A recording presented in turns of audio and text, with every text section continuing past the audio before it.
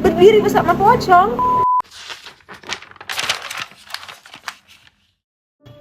Halo, assalamualaikum guys. Jadi hari ini aku akan menceritakan salah satu kisah horor yang aku dapat dari Twitter atau X, yaitu warung hantu. Nah, cerita kali ini dari Mbak Dinda yang berprofesi sebagai bidan. Dia menceritakan pengalaman horornya saat bertugas di salah satu daerah pelosok di Kabupaten Malang. Karena Mbak Dinda seorang bidan, jadi kadang kalau ada panggilan orang mau melahirkan, pasti Mbak Dinda sudah siap siaga, oke? Jadi awalnya saat ditugaskan di sana, Mbak Dinda belum tahu atau mengingat kalau di sekitar wilayah itu ada warung. Yang dia ingat hanyalah di kanan kiri itu cuma hutan belantara dan juga di wilayah itu ada salah satu goa.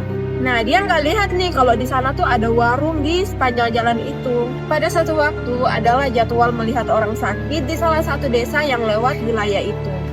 Nah, Mbak Dinda ini udah ngebatin, jangan-jangan itu warung hantu lagi. Dia sempat kepikiran seperti itu, tetapi saat melihat seorang nenek-nenek membawa ember dan menyiram air di depan warungnya, pikiran Mbak Dinda jadi, oh bukan setan ternyata. Ya sudah, saat itu dia menyelesaikan jadwalnya di desa, kemudian pulang ke rumah dinasnya. Lewat jalan itu lagi, lewat jalan yang sama itu ya.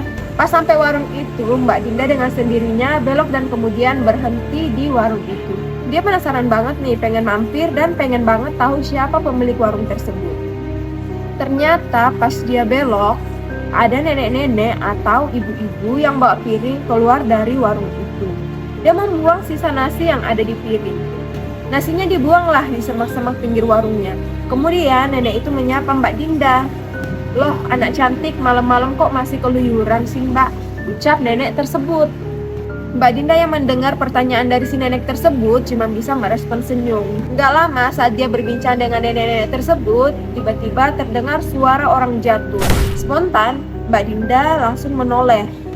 Ternyata ada bapak-bapak yang jatuh dari sepeda di depan warung tersebut. Dengan cepat Mbak Dinda langsung nolongin si bapak itu. Mbak Dinda pun kaget karena tangan bapak tersebut gemetar. Apa saking kagetnya jatuh sampai begitu, kayak sampai gemetar gitu loh guys. Mbak Dinda pun bertanya apa ada yang sakit, tapi jawaban bapak itu bikin dia terkejut dan juga bingung. Kemudian bapak itu pun berkata, pulang nak, jangan di sini lama-lama. Mbak Dinda yang mendengar itu cuma bisa terdiam. Dia noleh ke warung. Di situ ada Mbok Ra yang melihat lurus ke arahnya. Jadi yang punya warung ini, nenek-nenek ini namanya Mbok Ra ya guys, Mbok Ra. Nah, dengan cepat Mbak Dinda kembali ke warung Mbok Ra dan kemudian berpamitanlah untuk pulang ke rumah dinas. Memang saat itu dia hendak pulang ke rumah dinas untuk mengambil beberapa barang dan kemudian hendak pulang ke rumah bapak ibunya yang berada di kota. Jadi Mbak Dinda itu pulang ke rumah dinas untuk mengambil beberapa barang, kemudian balik ke kota asalnya Mbak Dinda, kota yang ada ibu bapaknya gitu loh guys. Kemudian Mbok Ra dengan cepat memberi sesuatu yang dibungkus daun jati. Sempat ditolak oleh Mbak Dinda karena dia merasa tidak enak untuk menerima pemberian tersebut. Namun karena Mbok Ra memaksa, akhirnya Mbak Dinda pun menerimanya. Suatu hal baru bagi Dinda, sebuah makanan yang dibungkus daun jati. Karena selama ini yang Mbak Dinda tahu itu makanan yang dibungkus oleh daun pisang.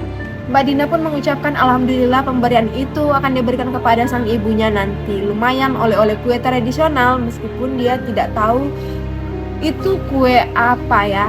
Kemudian Dinda pun pergi meninggalkan Mbok Ra dan warungnya. Saat di tengah jalan, Mbak Dinda ngerasa nggak enak sama pundaknya. Pundaknya tuh kayak tiba-tiba berat gitu loh guys. Hal itu dia tahan sampai di rumah dinasnya. Sesampainya di rumah dinas, dia mengambil barang yang hendak dia bawa. Tiba-tiba terdengar suara langkah kaki yang masuk ke dalam rumah dinasnya. Kemudian ada suara keras yang mengetuk pintu kamar mandi.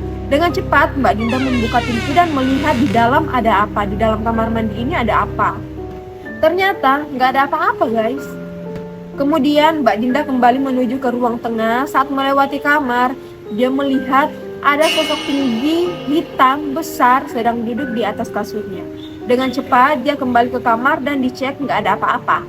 Karena dia panik dan juga nggak enak, Dinda dengan cepat mengambil kunci kendaraan dan kemudian segera pergi ke rumah bapak ibunya.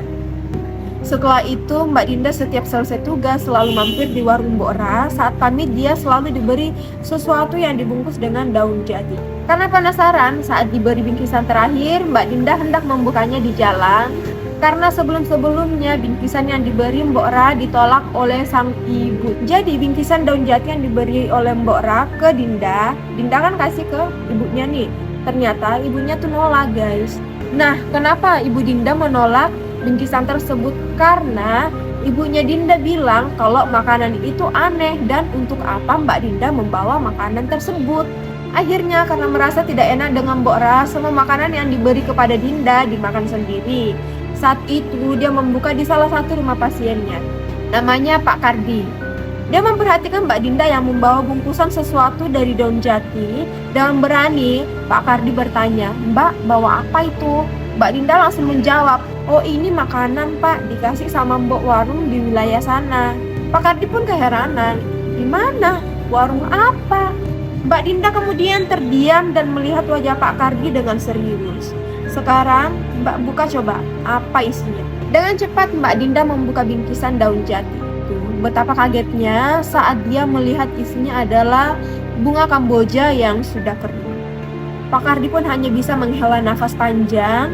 Kemudian Pak Kardi pun berkata, "Kemarin beberapa orang cerita, katanya ada cewek yang sering diam berdiri sendiri di pinggir hutan.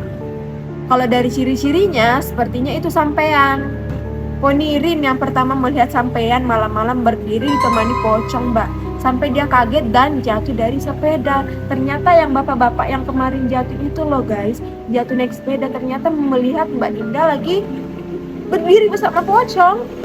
Dengan mendengar itu, Mbak Dinda kaget dan tidak percaya dengan semua itu. Semenjak itu, Dinda pun tidak pernah melihat warung Mbok Ra di sana. Jadi kayak semenjak tahu fakta itu, Dinda sudah nggak pernah lagi melihat warung itu guys. Mbak Dinda kemudian bercerita kepada sang ibu tentang kejadian itu. Akhirnya sang ibu menemukan jawaban mengapa Mbak Dinda membawa telur busuk dibungkus daun jati. Ternyata yang kemarin untuk ibunya itu isinya telur busuk guys.